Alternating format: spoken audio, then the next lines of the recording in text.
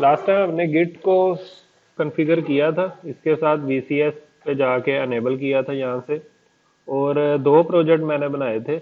एक ये है, मतलब ये दूसरे समझ लो कोलैबोरेटर की, हिना की आईडी है ये।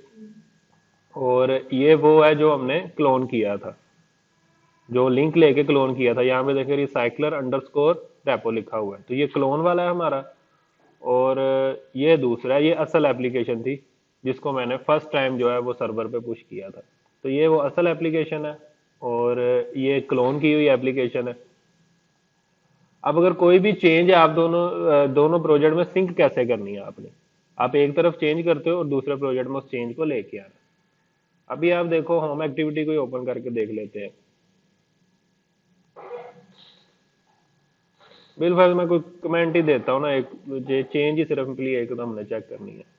तो अभी आप देखोगे एक विजुअल भी इसके अंदर बड़ा अच्छा इन्होंने रखा हुआ है कि यहाँ पे आपको ये सारे नाम जो है वो ब्लैक में नजर आ रहे हैं। ठीक है। अब जैसे ही यहाँ पर मैं एंटर भी सिंपली करता हूँ, तो ये देखो ये ब्लू हो गया।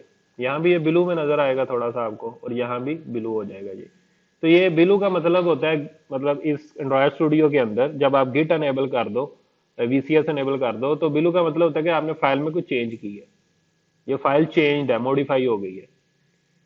ठीक है। तो यहाँ पे मैं सिंपली एक कमेंट दे देता हूँ, क्रिएट एक्टिविटी। ठीक है, कि एक सिंपल एक कमेंट दिया है होम एक्टिविटी के अंदर, ऑन क्रिएट मेथड के ऊपर एक कमेंट लिखा है। और भी आप जितनी भी आप चेंजेस करते हैं, जिस मर्जी फाइल में आप चेंज करें, अब आपने ये भेजनी है सर्वर के ऊपर। तो उसके लिए क्या प्रोसेस करना है, वीसीएस और कमिट। ठीक है, आप हमेशा पहले कमिट करोगे, यानी लोकल पे कमिट करके एक वो रिकॉर्ड रख दोगे कि ये चेंजेस हुई थी। कमिट में आपने फाइल सेलेक्ट करनी होती है, और यहाँ पे एक मैसेज देना होता है। ठीक है, add comment in home activity. ठीक है, सिंपली मैं ऐसे लिख देता हूँ। ये मैसेज याद रखने के लिए होता है कि आपने क्या चेंजेस की थी, इस कमिट के अंदर क्या क्या चेंजेस हुई है। और यहाँ से आप फाइल सेलेक्ट कर सकते हो, अगर आप करना मतलब यहाँ पे मल्टीपल होती तो आप कोई अनचेक कर सकते थे इसमें से। तो अभी तो हमारी एक ही है, तो हमने वो सारी की सारी चेक कर ली। और एक चीज का ख्याल रखना, मैंने लास्ट टाइम भी आपको बताया था कि सिर्फ सोर्स फाइल, बिल्ड फाइल्स को नहीं आपने छेड़ना। वो अगर ये यहाँ पे शो भी करवाता है तो उनको अनचेक कर देना। ठीक है, बिल्ड फाइल ही आपने करना है, वो आपको नजर आएगी डाट ग्रेडल डाट बिल्ड, इस तरह की फाइल होंगी, और उनकी वो हायरार्की भी अलग ही होगी। ठीक है, जैसे ये एक हायरार्की बन रही है ना, कि ये एक पैकेज है, उसके अंदर फिर एक पैकेज है, प्रोजेक्ट है, पैकेज है, और उसके बाद फिर एक क्लास है। इस तरह उसकी अलग हायरार्की आपको नीचे नजर आ रही होगी। तो उस सारी को ही आप टॉप पे रख के अनचेक कर दोगे। ठीक है, तो क्योंकि बिल्ड फाइल्स आपने नहीं करनी, उसका फिर वो कन्फ्लिक्ट आ जाता है। ये हो गया, सिर्फ सोर्स फाइल पे आपने रखना है। इसके बाद आप कर दोगे कमिट करोगे तो सिर्फ लोकल पे रहेगा। इसके साथ ये एरो है, इस पे क्लिक करोगे तो दो ऑप्शन आ रही है, कमिट एंड पुश। ये आप करोगे तो फौरी डायलॉग पुश का भी आ जाएगा कमिट के बाद। अगर नहीं करोगे तो कमिट हो जाएगा और बंद, फिर आपको जाके वीसीएस से पुश बाद में करना पड़ेगा। अगर आपने दोनों काम करने हैं तो आप इस पे क्लिक कर सकते हो। तो ये अभी कमिट कर रहा है, और साथ ही पुश का डायलॉग खुल गया। इसको कैंसिल भी कर सकते हो अगर नहीं करना चाहते, अदरवाइज आप पुश करो तो ये अब पुश करना स्टार्ट कर देगा।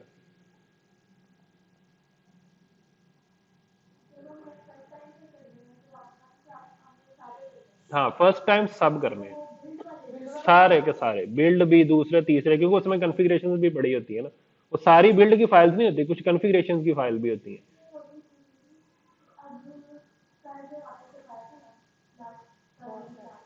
जी। हम्म। वैसे ही आप जाके जितने मर्जी ऐड कर ले, वहां पे जाके ऐड की ऑप्शन आएगी तो आप जितने मर्जी ऐड कर सकते हैं। ठीक है, ये पुश हो गया। और ये हिना की आईडी यहाँ पे अभी आप देखो क्या शो करवा रहा है, वन कमिट 2 days अगो। इसको रिफ्रेश करके देखते हैं, यहाँ पे कमिट आ जानी चाहिए।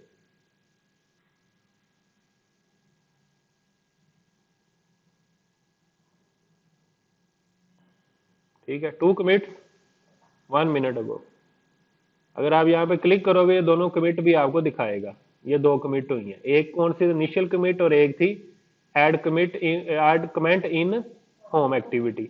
अगर आप इसको ओपन करोगे इसकी आईडी से तो ये बता देगा क्या चेंज आई है, किस फाइल में और क्या चेंज आई है।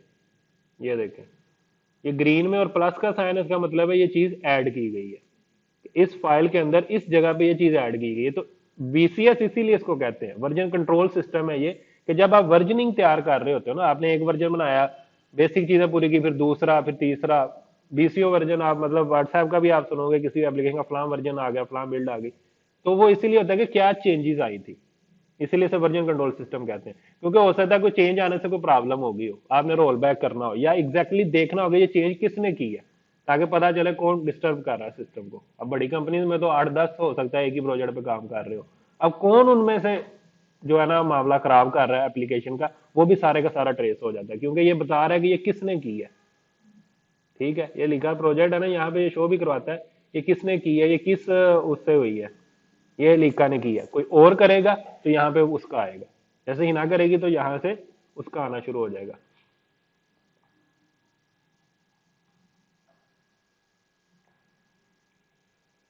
ठीक है जी, ये हो गया। अब दूसरे एंड पे आपने कैसे लेनी है, ये है दूसरी एप्लीकेशन, रिसाइकलर रेपो, यानी जो क्लोन की थी। यहाँ पे आप देखो तो ऑन क्रिएट पे कुछ भी नहीं लिखा हुआ। ठीक है, तो इसके लिए आप क्या करोगे, वीसीएस और अपडेट प्रोजेक्ट, कंट्रोल टी भी कर सकते हो और वीसीएस अपडेट प्रोजेक्ट भी कर सकते हो। और अगर आपने सिंपली कमिट किया हो और पुश ना किया हो, यानी वहां से आपने गलती से सिर्फ कमिट कर दिया, तो आप गिट और पुश में जाके वो देख सकते हो। अगर कोई पुश करने के लिए होगा तो यहाँ पे वो शो करवाएगा कमिट, इसमें कोई भी नहीं है तो कोई भी नहीं शो करवाएगा। तो यहाँ पे हमने अपडेट करना है, जो पुश करेगा दूसरे सारे अपडेट करेंगे, चाहे दो है चाहे चार है, जितने भी है ना, एक ने पुश करना है, बाकी सब ने अपना प्रोजेक्ट अपडेट करना है वीसीएस से, वीसीएस अपडेट प्रोजेक्ट। और ओके, जो डिफॉल्ट ये ऑप्शन है ना मर्ज इनकमिंग, उसको ओके कर देना। तो अब ये फेच कर रहा है।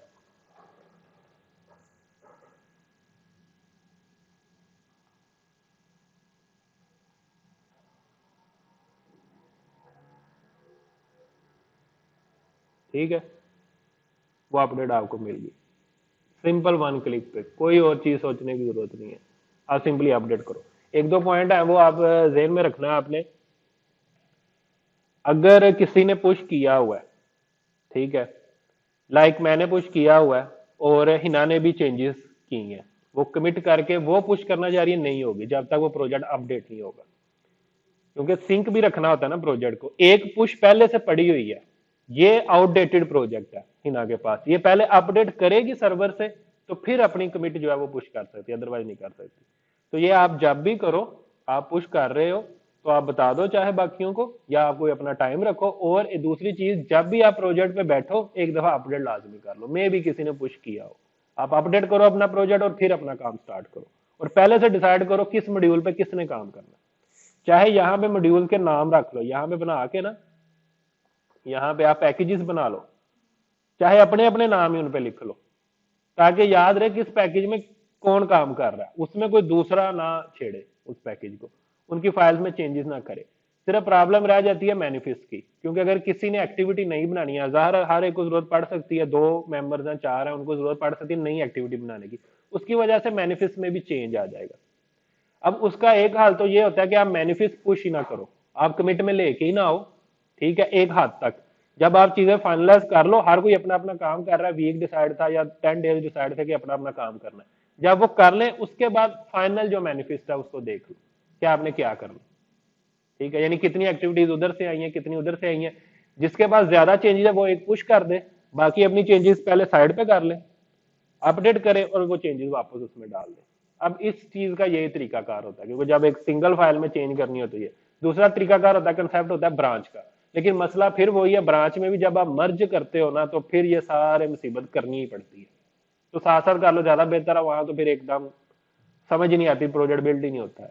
ब्रांच क्या होता है कि जैसे एक ट्री की मल्टीपल ब्रांच होती है ना, आप भी यही करते हो, आपने प्रोजेक्ट बनाया, एक ट्री समझ ले बन गई, उससे एक ब्रांच आप निकाल देते हो एक मेंबर के लिए, दूसरी ब्रांच दूसरे मेंबर के लिए। अब वो पुश करते रहे, चेंजेस करते रहे, वो अपनी अपनी ब्रांच में काम कर रहे होते हैं। उससे ये फायदा होता है कि आप साथ साथ जितनी मर्जी पुश करते रहो, सर्वर पे डाटा आपका कोड जो है वो सेव होता रहता है, डर नहीं रहता कि कहीं सिस्टम खराब हो जाता है, गिर जाता है, गुम हो जाता है, तो आपका डाटा लॉस ना हो, आपका कोड लॉस ना हो। तो वो अपनी अपनी ब्रांच में करते रहते हैं और एक खास जगह पे आके ब्रांच मर्ज कर ली जाती है कि अब सारा कोड इकट्ठा कर लो। लेकिन वो थोड़ा सा ज्यादा टेक्निकल चीजें हैं कि वो क्या है, और उसमें फिर वही मसला आता है कि अपनी मर्जी से आप चीजें करते जा रहे हो, अगर सेम फाइल में चेंज आई फिर वही सारी मुसीबत करनी पड़ती है मर्ज की, क्योंकि सेम फाइल में चेंज में डिसाइड कैसे होगा कि किसकी चेंजेस रखनी है किसकी नहीं रखनी है, तो फिर आपको बताना होगा और एक का सारा डाटा सारा काम जो है वो लॉस हो जाएगा।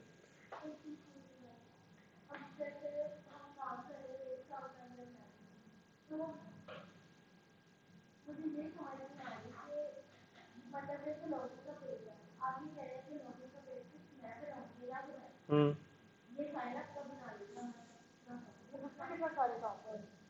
आप पहले से डिसाइड करो ना, हमारे एप्लीकेशन में आप, मैंने आपको पहले भी कहा था, आप सबसे पहले तो ये डिसाइड करो ना कि कितनी एक्टिविटीज है। आप पहले फार्मुलेट कर लो, चेंज बाद में आ सकता है लेकिन मोटी मोटी चीजें तो आपको पता है कि ये एक्टिविटी हमें चाहिए होगी, तो वो आप फाइनलाइज करके डिसाइड कर लो ये इसने करनी है, ये इसने करनी है, फिर वही उसमें काम करे। Home activity, main activity, login activity, ठीक है, यूजर एक्टिविटी, जॉब्स एक्टिविटी, तो इस तरह बन गया ना, अब वो उसी में वो खुद ही काम करे बस। अब इसमें मैंने आपको बताया ना कुछ कॉमन चीजें, जैसे स्ट्रिंग की फाइल है, कलर्स की फाइल है, तो ये आपको एक दफा पहले बैठ के डिसाइड करना है कि हमारा थीम कलर क्या होगा, ठीक है। और दूसरा हाल आप पता क्या करो, एक और काम किया जा सकता है जिससे मर्ज से बचा जा सकता है। आप ये करो, यहां तक स्ट्रिंग लिखी हुई है ना,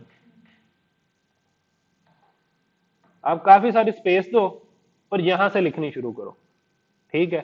और जो दूसरा बंदा है वो यहां पे लिखता रहे,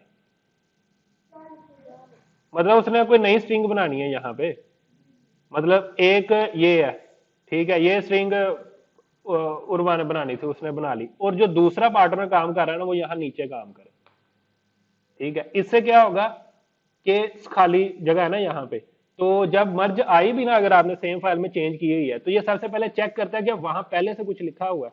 अगर पहले से कुछ लिखा हुआ है फिर वो कंफ्लिक्ट है, अगर नहीं लिखा हुआ ब्लैंक स्पेसिस थी तो वो फिर यहाँ पे डाल देता है, फिर वो आपको एरर नहीं देता, ठीक है, क्योंकि उसे नजर आ रहा है कि ब्लैंक स्पेसिस थी। आपने यहाँ पे दो तीन लाइनें लिखी,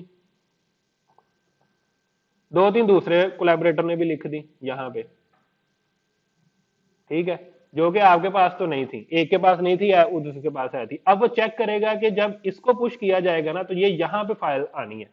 दूसरे एंड पे अगर देखो आप तो यहाँ पे कुछ भी नहीं लिखा होगा ना, दूसरे के पास तो नहीं लिखा होगा, एक के पास सिर्फ लिखा होगा, तो वो जब ये देखता है ना कि यहाँ पे लिखा कुछ भी नहीं हुआ, वो खुद ही भी वहां पे डाल देता, फिर आपको कंफ्लिक्ट नहीं देता। वो कंफ्लिक्ट तभी देता है कि यहाँ पे पहले से कुछ लिखा हो, तो फिर टेंशन है ना कि अब यहाँ पे किसका रखा जाए, उसका रखा जाए या दूसरे का रखा जाए। तो आप ये काम कर सकते हो कि ऐसी जो कॉमन फाइल्स है उसमें 20-25 स्पेसिस दे के एक ऊपर ही काम करता रहे, एक 20-25 छोड़ के काम करता रहे। चाहे आप कमेंट्स दे लो ना एक दफा, यहाँ पे स्पेसिस दी ना, यहाँ पे आप लिख दो मेंबर 1, मेंबर 1, ठीक है, इस तरह करके यहाँ पे ऐसे कमेंट नहीं होता, ऐसे होता है, ठीक है, मेंबर 1, और फिर एक और लिख लो यहाँ पे, आप लिखते हो ज्यादा स्पेसिस दे के मेंबर 2, ठीक है। अब नाम लिख लो चाहे आप कुछ भी लिख लो। अब मेंबर 1 इसके नीचे लिखता रहे, उसने इससे आगे नहीं जाना जहां पे ये कमेंट आया, और मेंबर 2 इसके नीचे लिखता रहे, उसने इसके आगे नहीं जाना, ठीक है। तो फिर आपका कंफ्लिक्ट नहीं आएगा क्योंकि वहां पे ब्लैंक स्पेसिस थी। तो इस तरह आप कर सकते हो।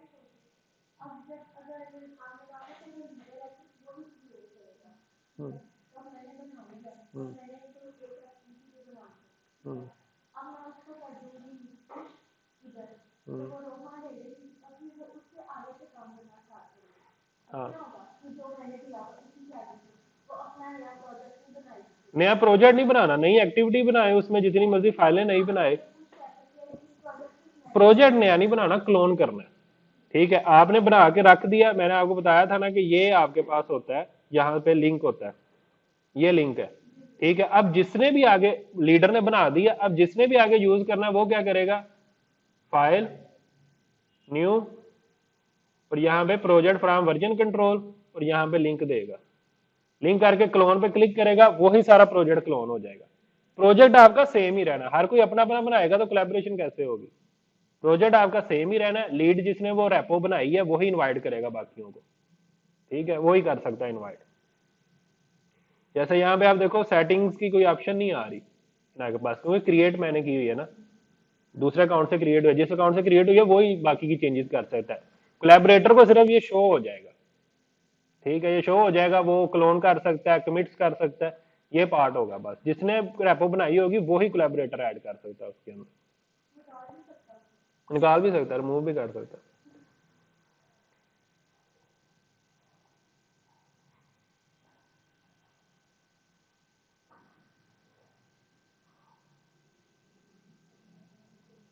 ठीक है जी, क्लियर है अब यहाँ तक? अब यहाँ पे है ना, ये यहाँ से क्रिएट हुई थी रिसाइकलर रेपो जो है।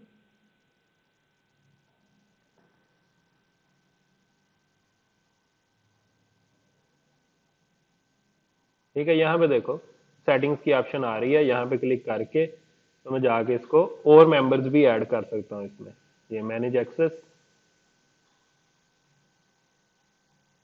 ठीक है, एक दफा कंफर्मेशन आपको देनी होती है।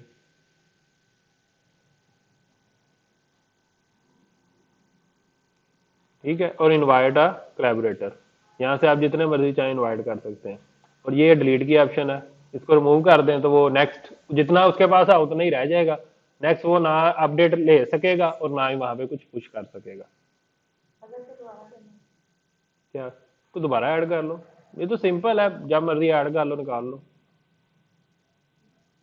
यहाँ पे जब आप लिखते हो तो वो आ भी जाता है, अगर गिटहब पे उसका अकाउंट हो तो वो बता भी देता है कौन सा है। ठीक है जी, क्लियर है यहाँ तक?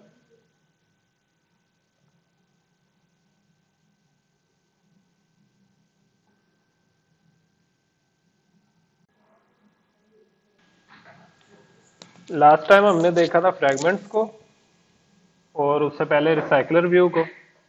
तो एक फ्रैगमेंट में ही आप हम देखते हैं रिसाइकलर व्यू को किस तरह से लगाना है। सेम प्रोसीजर ही है जैसे एक्टिविटी में आप लगाते हो। और लास्ट तो हमने किया था सिंपली एक वैल्यू शो करवाने के लिए। अब एक से ज्यादा वैल्यूज किस तरह शो करवानी है, किस तरह से सेट करते हैं, उस चीज को देखना है। फिलहाल तो सिंपल हमने एक टेक्स्ट व्यू लगाया था होम फ्रैगमेंट, जिसमें लिखा हुआ आता है बस, और एक फ्रैगमेंट होम वाला जो लोड हो जाता है। और होम फ्रैगमेंट के अंदर हमने वो रिसाइकलर लोड करवाना है, तो हम वो लॉजिक यहाँ पे लिखेंगे, यानी इसके अंदर फिर अब हमें उसको काम करना है, रिसाइकलर व्यू वगैरह जो सेट करना है वो इसके अंदर करना है। यहाँ पे एक चीज हमें थोड़ी रिफैक्टर करनी है कि ये डायरेक्टली हमने व्यू ही रिटर्न करवा दे, लेकिन हमें ये चाहिए, क्योंकि यहाँ पे अगर आप देखो फाइंड व्यू बाय आईडी, ये नहीं मिलता आपको, ये एरर दे रहा है। जब सिंपली वहां पे एक्टिविटी में लिख लेते हो ना, यहाँ पे ये नहीं आता, ये एरर दे रहा है। फ्रैगमेंट में आप इस तरह नहीं लिख सकते, उसके लिए आपको व्यू चाहिए। कौन सा व्यू? जो जिसने उस एक्सएमएल को इन्फ्लेट किया है, और उसका एक ऑब्जेक्ट क्रिएट होता है ना व्यू का, तो वो वाला व्यू आपको चाहिए। तो हम इसको डायरेक्टली ऐसे रिटर्न नहीं करेंगे, इसको क्या करेंगे, एक व्यू में सेव करवा लेते हैं, एक व्यू का ऑब्जेक्ट बना लेते हैं,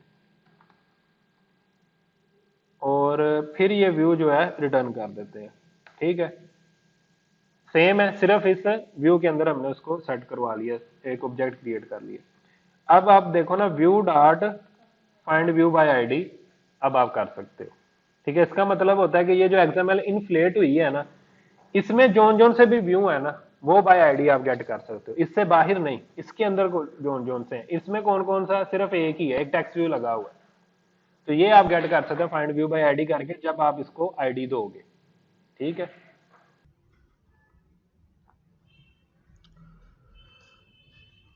तो इसमें हमने व्यू को अलग कर लिया। अब यहाँ पे जाके हमें यहाँ पे क्या सेट करना है, रिसाइकलर व्यू, एंड्रॉयड एक्स से रिसाइकलर, जो रिसाइकलर व्यू। ठीक है, ये हमें यहाँ पे सेट करना है, और इसका टेक्स्ट तो कोई भी नहीं होगा, विड्थ हाइट जो है वो मैच पेरेंट कर दी, ताकि वो पूरा एरिया इसको मिल जाए, और आईडी आपको सेट करनी होगी। इनवाइसेस इसका नाम रख लेते हैं, मैं उसी की प्रैक्टिस आपको कराता हूँ कि मसलन इनवाइस की लिस्ट आपने शो करवानी है, सारी इनवाइसेस की लिस्ट। तो ये यहाँ पे आ गया। अब जाना है हमें होम फ्रैगमेंट में, और वहाँ पे इसको गेट करना है। तो उसके लिए जैसे हम पहले से बनाते हैं, प्राइवेट ऊपर इंस्टेंस वेरिएबल बना लेना चाहिए, रिसाइकलर व्यू एंड्रॉयड एक्स से ही रिसाइकलर व्यू। ठीक है, और ये यहाँ पे जो है वो इनिशलाइज हो जाएगा।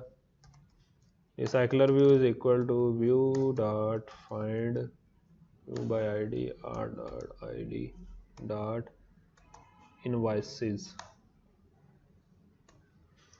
अब इसका नाम ये भी रख सकते हैं रिसाइकलर व्यू आर वी, यानी जो भी व्यू हो ना उसके इनिशियल्स आप लें, शिफ्ट F6 से रीनेम करते हैं इसको आर वी इनवॉइसेस। ठीक है, तो शुरू में इनिशियल्स रखते हैं जिससे पता चले, हो सकता है इनवॉइसेस की हमने लिस्ट भी रखनी हो ना, इनवॉइसेस की हमें एक लिस्ट भी चाहिए थी रिसाइकलर व्यू को, तो इससे थोड़ा सा आइडेंटिफाई करना आसान रहता है कि आप किस ऑब्जेक्ट की बात कर रहे हो। ठीक है, ये यहाँ पे हो गया। अब इसको अडाप्टर चाहिए, एक अडाप्टर जो यहाँ पे आपने सेट करवाना, और एक लेआउट मैनेजर जो हम सेट करवाते हैं इसको, यानी वो ये कुछ चीज़ें होंगी।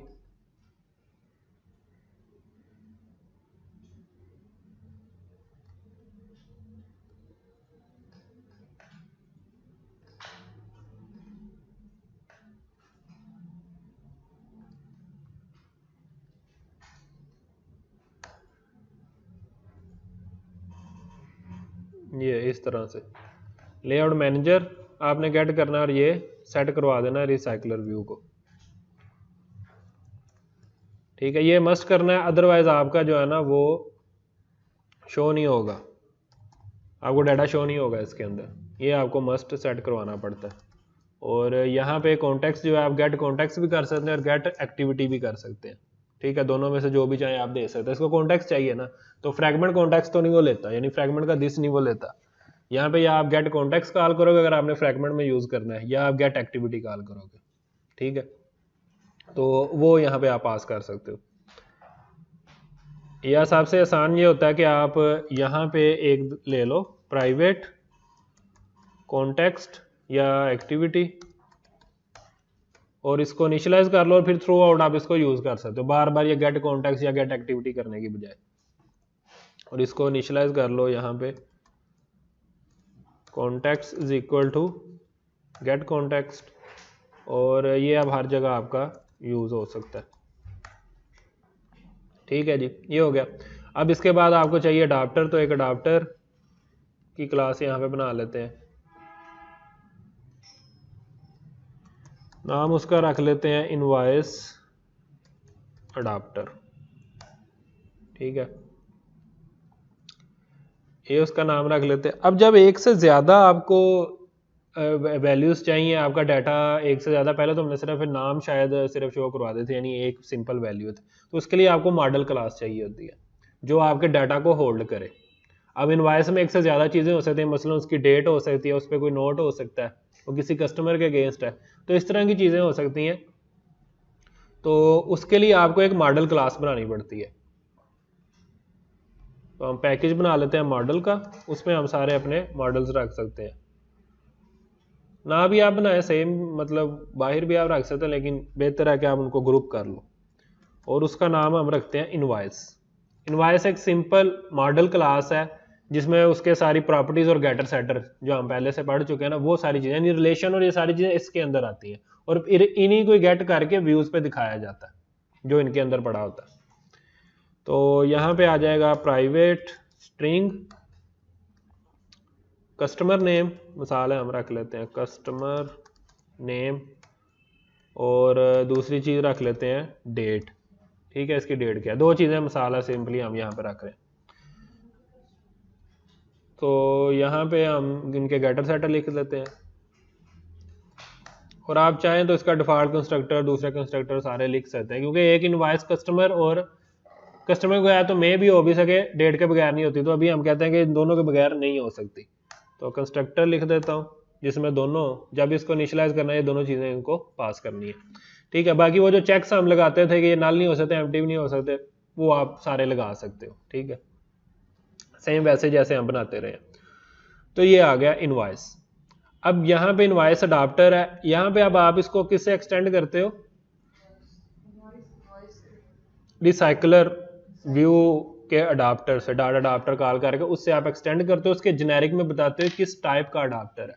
अब इस केस में किस टाइप का होगा, इनवॉइस टाइप का, जो हमने मॉडल बनाया है उस टाइप का ये अडाप्टर बनेगा। अगर आपका कुछ और मॉडल है आप उस टाइप का बनाओगे।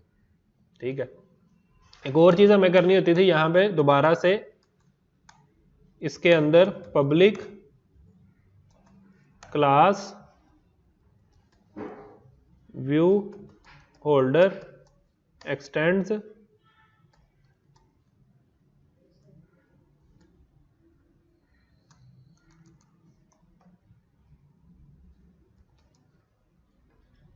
Recycler view holder. ठीक है, अब जब एक्सटेंड किया तो आपको कंस्ट्रक्टर भी मैचिंग बनाना पड़ेगा, और ये जो आपने लिखना है ये एक और क्लास बनानी है व्यू होल्डर की, ये अडाप्टर की क्लास के अंदर बनानी है। ठीक है जी, जो ब्रैकेट बंद हो रही है उसके अंदर ये क्लास बनानी है। एक क्लास आपकी बाहर मेन बन गई अडाप्टर की, अडाप्टर के अंदर नेस्टेड क्लास आपको चाहिए व्यू होल्डर की। नाम आप चेंज कर सकते हैं, आपकी अपनी मर्जी है। ठीक है, ये नाम आप बदल सकते हैं तो अदर, लेकिन ये एक्सटेंड हमेशा इसी से होगा, और ये आपको कंस्ट्रक्टर भी यहाँ पे लिखना होगा। अब इसके अंदर आपको क्या करना होता था, क्या करना है आपको कि जो लिस्ट आइटम एक आनी है ना, एक रिसाइकलर व्यू के अंदर एक लिस्ट आइटम आनी है, उसको यहाँ पे आपने यूज करना है। उसके जितने भी अंदर आपने टेक्स्ट व्यू रखे हैं, एडिट टेक्स्ट रखा है, बटन रखे हैं, वो सारे यहाँ पे आपने उसके ऑब्जेक्ट्स बना लेने उससे गेट करके। ठीक है जी, ये काम है यहाँ का। तो उससे पहले हमें लिस्ट आइटम चाहिए, तो मैं यहाँ से ही ले रहा हूँ। ये आप रखते हो लेआउट के अंदर, एक आपको XML चाहिए, इनवॉइस आइटम व्यू। ठीक है, इसी नाम से मैंने रख दिया यहाँ पे। और इसमें मैंने क्या लगाया, 3 टेक्स्ट व्यू लगे हुए हैं। इसको नेम मैं कर लेता हूँ। एक कस्टमर का नेम आना है, उसके बाद डेट आनी है, और एक मैंने ये लगाया टेक्स्ट व्यू TXT रिमूव का। अगर ये आइटम यहाँ से रिमूव करनी है उसके लिए वो एक्शन कैसे लगाते हैं उसको भी हमने देखना। इसको रेड कर दिया, थोड़ा ये अलग लग जाएगा, और वैसे भी डिलीट रिमूव को ज़रा रेड कर देते हैं ताकि पता हो कि खतरा है, ये काम ज़रा एहतियात से करना। तो ये आ गया। अब इसमें ये जो 2-3 चीज़ें हैं ये आपने अपने इसके अंदर भी इनिशियलाइज करने थे। हमारे सारे के सारे टेक्स्ट व्यू ही हैं, तो टेक्स्ट व्यू TXT नेम है, उसके बाद है TXT डेट और TXT रिमूव। ठीक है जी, ये 3 है। और यहाँ पे आप क्या करोगे, TXT name is equal to item view, ये जो मिल रहा है आपको इसके अंदर item view dot find view by ID r dot ID dot TXT name. इस तरह के 3 चाहिए, तो कॉपी पेस्ट कर लो डेट के लिए, और फिर आपको चाहिए रिमूव का। ठीक है, ये बन गया, व्यू होल्डर बन गया। अब हम इसको एक्सटेंड करते हैं। व्यू होल्डर वाला काम हमारा हो गया। एक्सटेंड्स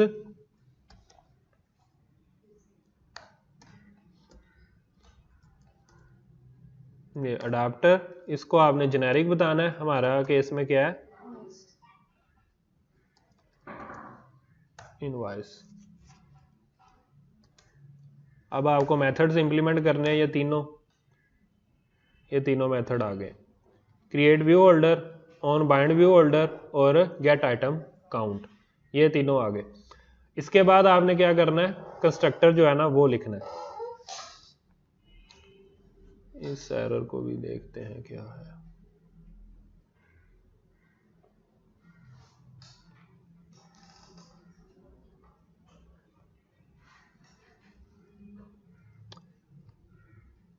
यहाँ पे सॉरी आपने व्यू होल्डर देना है, ये नहीं देना, आपने अपना व्यू होल्डर बताना है, मॉडल वाला नहीं देना, डॉट व्यू होल्डर। ठीक है, इसमें आपने व्यू होल्डर बताना होता था। तो इस वजह से ये सारे डिस्टर्ब हो जाएंगे, मैं इनको ख़त्म करके दोबारा कर देता हूँ। यहाँ आपने अपना व्यू होल्डर बताना है, और अब आपने इनको इंप्लीमेंट करना है मेथड्स को। ठीक है, अब ये आ गया। इसके बाद हमारा क्या होता था, इसका कंस्ट्रक्टर लिखना होता था। कंस्ट्रक्टर में दो चीज़ें मस्ट होती थी, एक कॉन्टेक्स्ट चाहिए होता था और दूसरी चीज़ वो डाटा की लिस्ट, ठीक है, वो आपको चाहिए होती थी। तो यहाँ पे पहले बना लेते हैं प्राइवेट लिस्ट और लिस्ट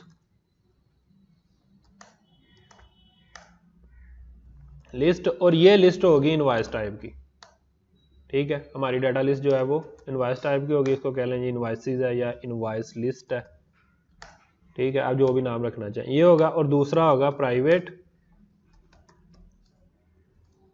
कॉन्टेक्स्ट, ठीक है। ये दोनों चीजें, अब इसका कंस्ट्रक्टर लिख लेते हैं। यहां तक जी ये काम पूरा हो गया। अब आइटम काउंट हमारी कितनी है, जितनी उस लिस्ट के अंदर आइटम है। तो इनवॉइस लिस्ट डॉट साइज, ठीक है, ये आप यहां पे दोगे। और यहां पे क्या करना था, व्यू होल्डर है, यहां पे रिटर्न करना है जो। तो व्यू होल्डर को यहां से अगर आप करो ना न्यू व्यू होल्डर, तो इसको एक व्यू चाहिए, ठीक है। वो उसी तरह जैसे हम इन्फ्लेट करते हैं उस तरह इन्फ्लेट करके आप इसको भेज सकते हो। जैसे हमने यहाँ पे इन्फ्लेट किया एक व्यू, तो उसी तरह इसको मैं कॉपी करता हूँ, यहाँ पे ला के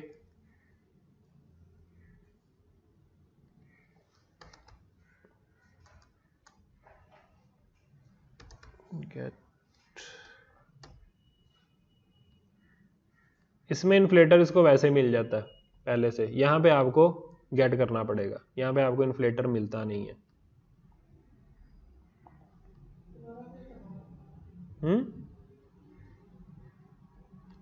यानी मैं बता रहा हूँ आपको, जैसे आपने फ्रैगमेंट में किया वैसे आप नहीं कर सकते, क्योंकि फ्रैगमेंट में इन्फ्लेटर मिलता है उसे, तो इन्फ्लेटर से ही डॉट इन्फ्लेट मेथड कॉल कर लेता है। यहाँ पे इन्फ्लेटर नहीं मिलता, तो आप इस तरह नहीं कर सकते, आपको स्टैटिक मेथड उसका यूज करना पड़ता है।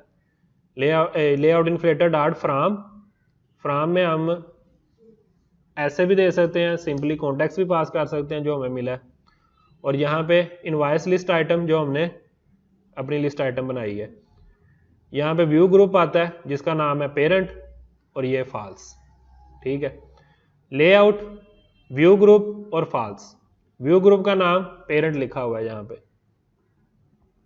तो ये व्यू मिल गया। ये व्यू आपने इसको पास कर देना। इतने से क्या हुआ, एक व्यू बना क्रिएट, उसका आपने मतलब वो XML से आपने एक व्यू बनाया, व्यू होल्डर को पास कर दिया, व्यू होल्डर ने उसमें से जितने भी आपने व्यू सेट किए वो सारे निकाल के इनिशियलाइज कर दिए जितने उसके अंदर व्यू थे। अब रह क्या गया, अब रह गया उनके अंदर डाटा को शो करवाना, ठीक है। ये इतना पार्ट तो हो गया। यहां से हम होम फ्रैगमेंट में क्या करेंगे, इस अडाप्टर को बनाएंगे और इसको एक हमें लिस्ट चाहिए होगी, लिस्ट ऑफ इनवॉइस। वो तो एम्प्टी पड़ी है ना, इनिशियलाइज तो किसी ने करना है ना उसको, वो यहां से इनिशियलाइज होगा। न्यू एरे लिस्ट और अडाप्टर को अब हमने क्या नाम रखा है, इनवॉइस अडाप्टर।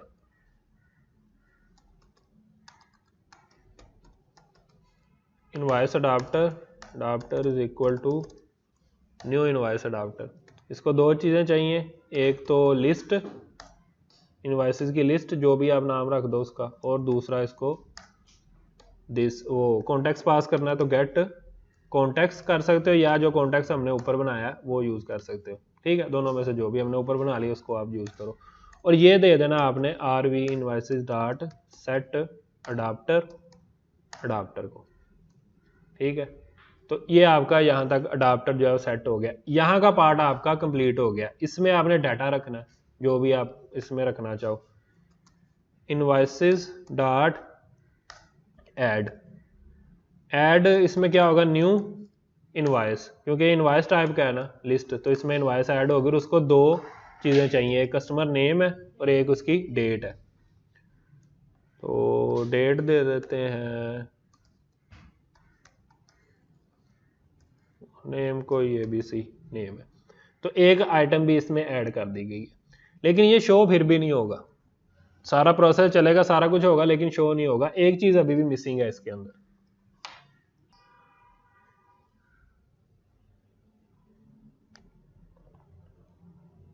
ठीक है, वो आइटम तो आ गई यहाँ पे, लेकिन वो डाटा नहीं हमारा शो हुआ इसके अंदर।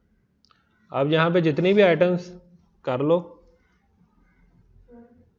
ठीक है, ये 3 दफा रिपीट होना चाहिए, वो हो तो जाएगा,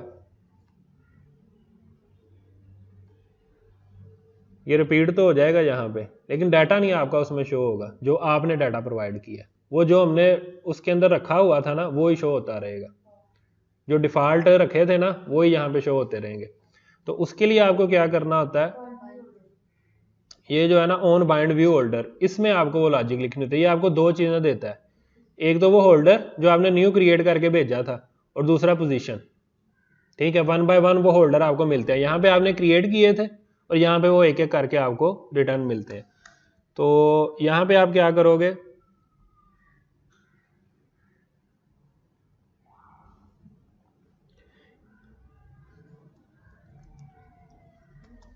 आप इनवॉइस के साथ काम कर रहे हो तो एक तो आपको इनवॉइस चाहिए। वो इनवॉइस कैसे निकलेगी, invoice list dot gate position. आपके पास लिस्ट है, आपको एक निकालनी है उसमें से, और निकालनी कौन सी है, जो सी पोजीशन आपको भेजी गई है।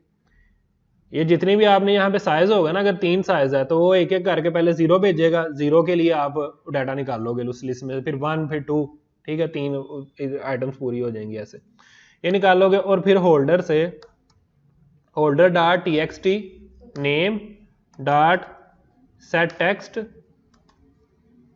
Invoice dot gate customer name, इसी तरह से txt डेट सेट टेक्स्ट, और यहां पे आ जाएगा डॉट गेट डेट।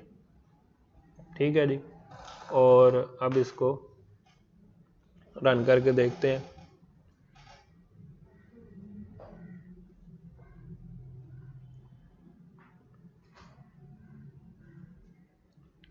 तो डाटा आपका आ गया। ये मैंने तो सेम ही रिपीट किए थे, इसीलिए वो ही आ रहे हैं। आप यहाँ पे कुछ और लिख लो, डेट्स चेंज कर लो।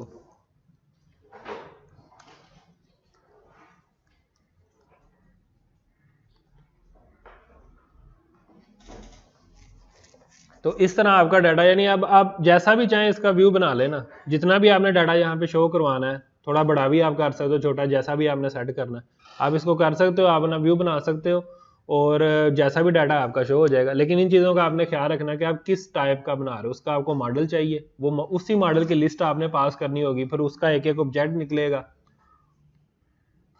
यहाँ पे ऑन बाइंड व्यू होल्डर में वो एक एक करके ऑब्जेक्ट उसमें से निकलेगा, और फिर आप सारी जो भी आपने अपने व्यू बनाए हैं उनको आप एक एक करके सेट करोगे। अब एक चीज रह गई है, वो लॉजिक नहीं लिखी यहाँ पे हमने, ये रिमूव की। ठीक है, रिमूव पे क्लिक करने से इसको यहाँ से खत्म हो जाना चाहिए।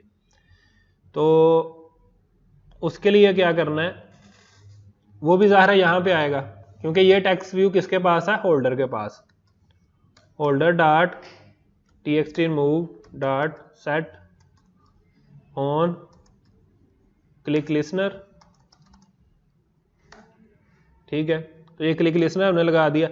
अब रिमूव करना है, तो रिमूव करने के लिए क्या करना होगा आपको, असल में आगे वो डाटा लिस्ट के अंदर है, उसमें से आपने रिमूव करना है। तो वो लिस्ट क्या है, इनवॉइस लिस्ट डॉट रिमूव का मेथड है उसके अंदर। अगर आप इसको इनवॉइस पास कर दो ना, ये जो निकाली है, तो वो खुद ही ढूंढ के उस लिस्ट में से रिमूव कर देगा। ठीक है, आप इंडेक्स भी बता सकते हो, पोजीशन, आप पोजीशन भी दे सकते हो इसको, लेकिन उसमें एक मसला है पोजीशन देने में, और आप इनवॉइस भी बता सकते हो इसको। पोजीशन देने में क्या मसला है, आपने खुद प्रैक्टिस करनी है। इसमें कुछ कम से कम 15-20 आइटम्स ऐसे ही ऐड करना, पोजीशन से रिमूव करवा के देखना। ठीक है, तो आपको अगर आपने वो आइडेंटिफाई कर लिया ना क्या मसला है, तो आपके लिए एक गिफ्ट है। ठीक है, तो खाने पीने के हवाले से तो आपको इनाम दिया जाएगा अगर आप ये आइडेंटिफाई कर लो कि क्या मसला है यहाँ पे पोजीशन देने से।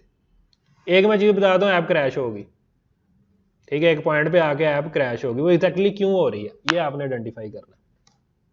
ठीक है, मैं यहाँ पे इनवॉइस ही दे रहा हूँ, लेकिन इतना देना काफ़ी नहीं है। ये तो आपने उस डाटा लिस्ट में से रिमूव कर दिया, लेकिन जो आपको व्यू सामने आ रहा है वो कौन है, वो ये एग्जैक्टली ये तो नहीं है, इसमें से डाटा निकाला गया है, वो है रिसाइकलर व्यू, और वो अडाप्टर के थ्रू आपको डाटा शो करवा रहा है। तो आपको उसको भी तो बताना है कि आइटम जो है वो रिमूव की गई है, ठीक है।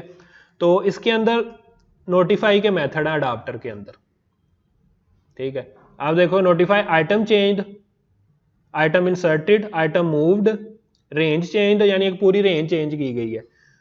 और हमने क्या किया है, आइटम रिमूव्ड, ठीक है, हमने आइटम जो है वो रिमूव की है।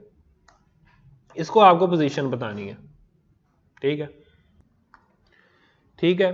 तो हम नोटिफाई करेंगे यहाँ पे।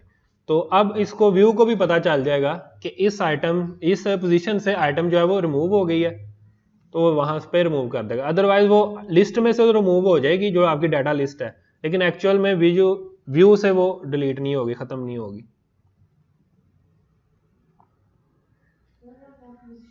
ठीक है, तो वहां से खत्म हो गई है जी।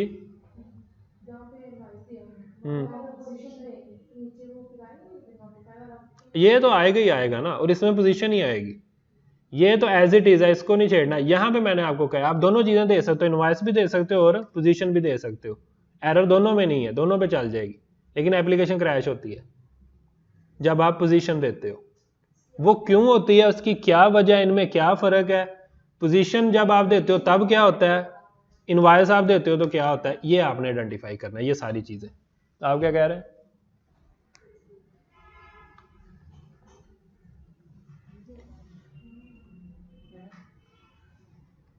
ठीक है, तो ये रिमूव हो गया। ज़ाहिर है ये हमने डाटा स्टैटिक रखा हुआ है, तो ये सिर्फ आप बंद करके चलाओगे तो वापस आ जाएंगे। ये सिर्फ उसी वक्त वहां पे ही सिर्फ दिखाने के लिए रिमूव हुए हैं, ठीक है। और इसको रिमूव करते हुए आपने ये भी देखना है कि वाकई वही आइटम रिमूव हुई है जो आपने की है।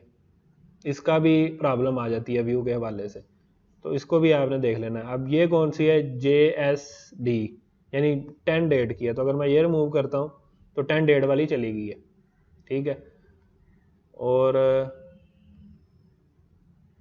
ये 6 वाली है, ये करते हैं तो वो वाली चलेगी है, ठीक है।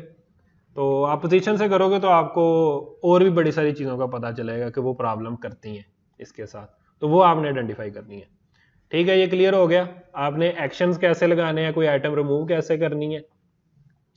अगर आपने कोई नई आइटम ऐड करनी है तो वो भी मैं साथ ही करवा देता हूँ, अभी टाइम है। नई आइटम ऐड करनी है तो ज़ाहिर है वो बटन यहाँ पे लगेगा कि एक नई आइटम जो है वो इंसर्ट हो जाए इसके अंदर। अगर आप डायनामिकली इंसर्ट करना चाहते हो तो वो बटन आप यहाँ पे हमको बटन लगाते हैं, वो सेक्शन के ऊपर वो नई आइटम जो है इंसर्ट हो जाएगी।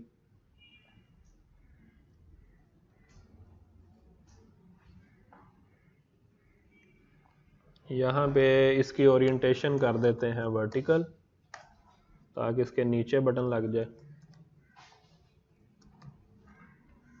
बटन विड्थ मैच पेरेंट और हाइट जो है वो रैप कंटेंट। लेकिन ये बटन शो नहीं हो रहा, सुमेरा बताएगी क्यों नहीं शो हो रहा ये बटन।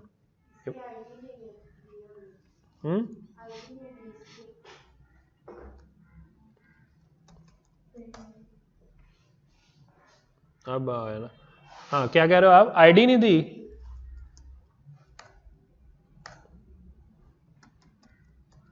ये ले जनाब, दे दी आईडी, अभी भी नहीं शो हुआ। और कोई ना बोले। कहाँ पे? यहाँ व्यू में तो शो हो जाता है ना, जो भी आप लगा रहे हो यहाँ पे तो वो शो हो जाता है। तो मैं व्यू की बात कर रहा हूँ, यहाँ व्यू में शो क्यों नहीं हो रहा।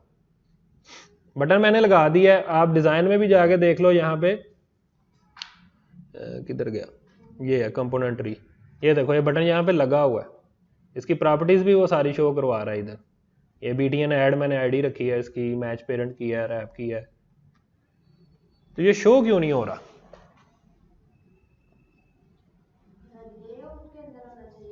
लेआउट के अंदर है, ये देखो लीनियर लेआउट के अंदर है, टैग इसके बाद बंद हो रहा है, ये देखो। वाई नॉट, ये बिल्कुल बेसिक सी चीज है।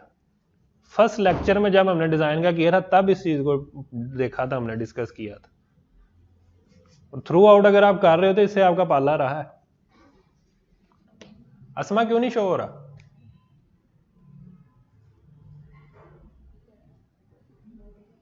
और कोई ना बोले, मैंने पहले कहा है।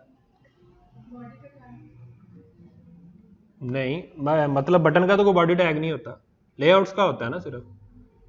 जैसे इसका है तो ये लेआउट है ना, इसके अंदर और चीजें आनी है तो इसलिए इसको बॉडी की तरह बनाया जाता है टैग। इसका तो ये भी काफी है, ये जो हमने बंद किया।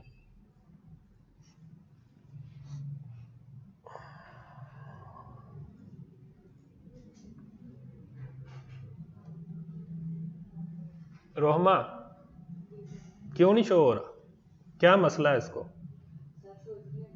सोच रहे हो अभी? सामने है, मसला भी सामने ही है।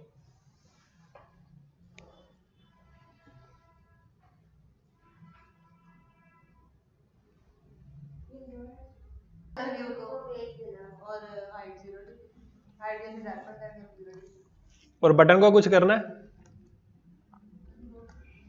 ये साइक्लर व्यू को वेट देना है, लेआउट वेट कितना 1 दे दिया, ठीक है जी।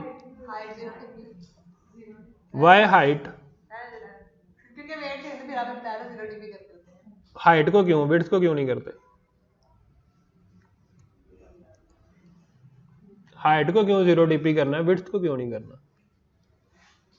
विड्थ तो उसने मतलब बटन नीचे चाहिए तो फिर उसने कर रहे हैं शायद, लेकिन विड्थ आपने ये बताया था हाइट को। मैंने ये नहीं था बताया, हाइट 0 dp मैंने ये वजह नहीं बताई थी कि हाइट को 0 क्यों करना है, उसकी वजह कुछ और बताई थी, कब हाइट को करते हैं और कब विड्थ को करते हैं।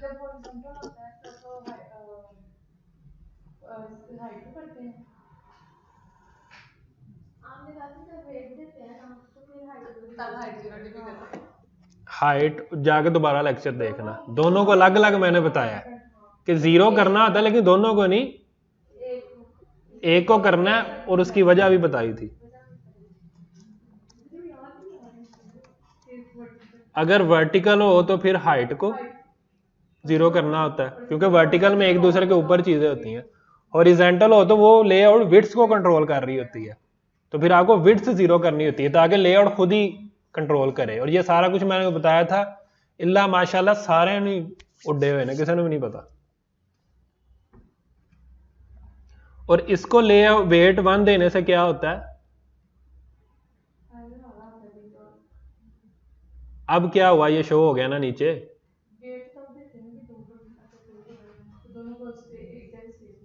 इससे ये होता है कि ये वाले जितने भी है ना, अगर मैं इसको वेट दूंगा तो फिर मसला होगा। मतलब मैं इसको भी कह देता हूं अगर वेट 1, तो ये सारे दोनों आधी आधे कर लेंगे। तो इसको वेट नहीं देना, इसको जब आप वेट नहीं दोगे तो फिर क्या होगा कि जितनी जगह इसने लेनी है ये ले लेगा, और बाकी जो बचेगी वो सारी की सारी इसको मिल जाएगी, उसको वेट 1 दिया हुआ और सिर्फ इसी को ही मिला हुआ, तो बाकी जितनी जगह बची है इसको मिल जाएगी। इससे ये रिस्पॉन्सिव बनता है, ये मैंने सारा कुछ आपको बताया था। रिस्पॉन्सिव इस सेंस में किसी की हाइट ज्यादा किसी की कम है तो आप फिक्स नहीं ना कर सकते, जितनी जगह में ये फिट हो गया, बाकी सारी जगह इसको मिल जाएगी।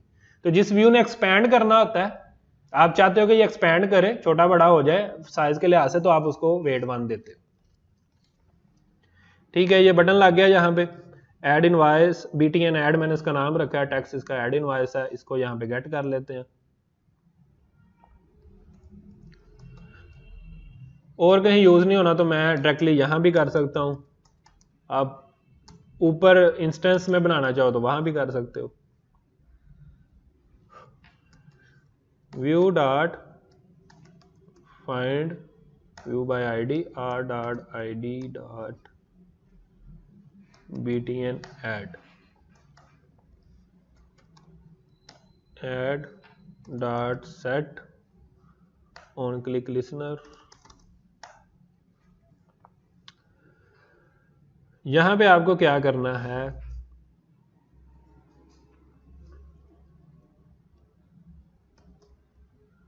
इनवॉइसेस डॉट ऐड, एक नई इनवॉइस इसमें ऐड करनी है।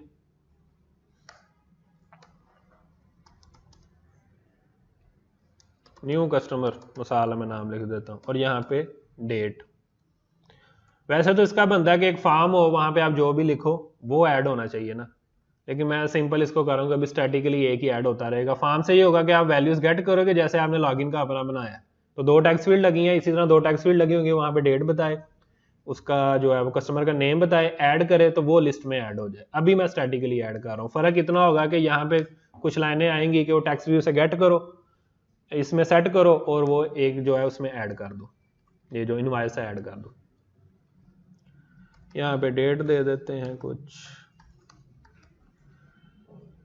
तो इतने से। और जैसे लास्ट टाइम हमने रिमूव करते हुए बताया था कि वो नोटिफाई किया था, यहाँ भी आपको करना पड़ेगा ऐड करते वक्त भी। तो सिंपली आप ये कर सकते हो adapter dot notify data set changed, data set change हुआ है तो इससे जो भी नया डाटा आया वो वहां पे उसको शो करवा देगा।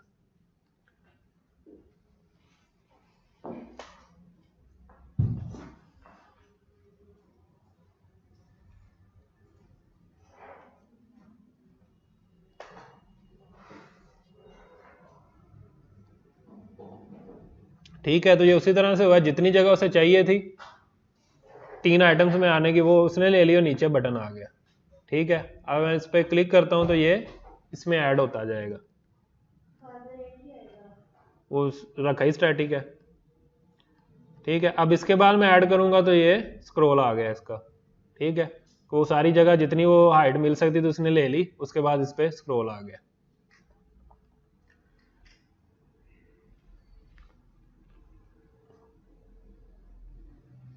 और उसी तरह जैसे आप पहले से इसको रिमूव, तो आप वैसे ही इसको रिमूव भी कर सकते हो। ठीक है, ये क्लियर हो गया ये।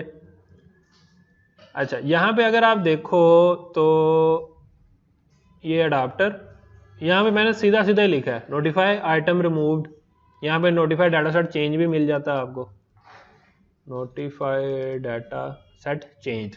ठीक है, डायरेक्टली। लेकिन यहाँ पे जब मैंने यहाँ पे इसको यूज किया तो यहाँ पे adapter dot notify data set change किया, अडाप्टर डॉट वाई, वहां पे कैसे डायरेक्ट मिलता है? यहाँ पे मेरे को डॉट डॉट नहीं लगाना पड़ता, हम डायरेक्टली कॉल कर लेते हैं। कहाँ पे है? हमने तो नहीं बनाया ना ऊपर ना नीचे कहीं पे भी।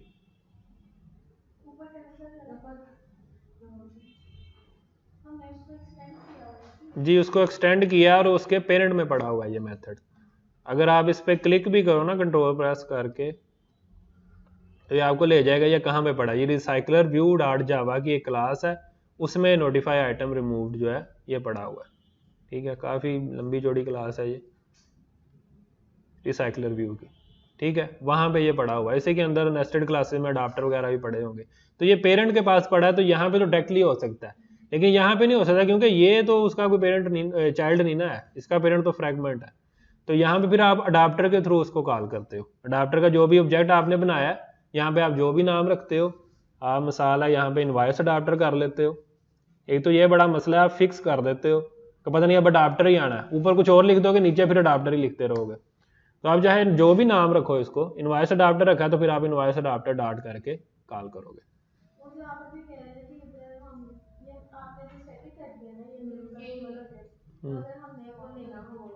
तो आप यहाँ पे लिखोगे ना text U dot gate text, और हाँ पहले सिंपल आप, हाँ वो सारा कुछ करके तो आप इसको वो वैल्यूज दे दोगे जो भी दी होंगी।